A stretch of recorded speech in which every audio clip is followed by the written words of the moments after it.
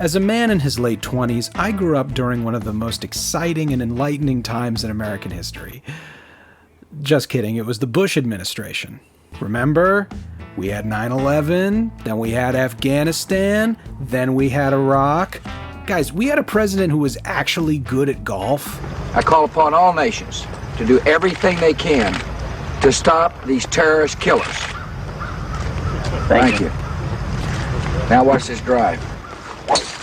I grew up on a steady diet of color-coded terror alerts, Monster energy drinks, and Toby Keith songs that actually made me feel like I was a pickup truck. There was Islamophobia, there was Mission Accomplished banners, Dick Cheney shot a guy in the face and nobody cared. The Bush administration ushered in a wave of neoliberalism like we'd never seen before. It loosened the corset on the girthy and buxom free market, lifted corporate taxes, and spent trillions of dollars on unnecessary wars and confusing additions to Medicare. This vision of globalization caused an unforgettable bubble, which eventually led to the 2008 financial crash. Now here's the thing. Growing up, laughing at politicians was the norm. The Daily Show, The Colbert Report, these were not just funny shows on Comedy Central. These were like antidotes to the psychotic way the Bush administration was handling things. And as a kid, I started to believe that political satire was one of the only ways you could fight back against the government. You gotta have them ribs. And pussy too. And he voted for Obama.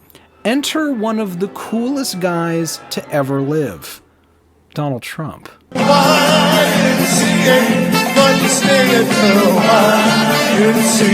Trump promised to change America, to make it great again, but only in the way an overweight man full of Viagra could. He was belligerent, disrespectful, and fawned over any dictator who patted him on the head. Like all of his failed businesses, he made terrible budget decisions that had real-world consequences. For example, in 2018, he dismantled an Obama-era Pandemic Research and Defense Office.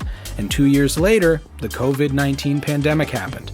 Myself and millions of other Americans entered a period of unemployment. More people died during COVID than those who died during the Civil War.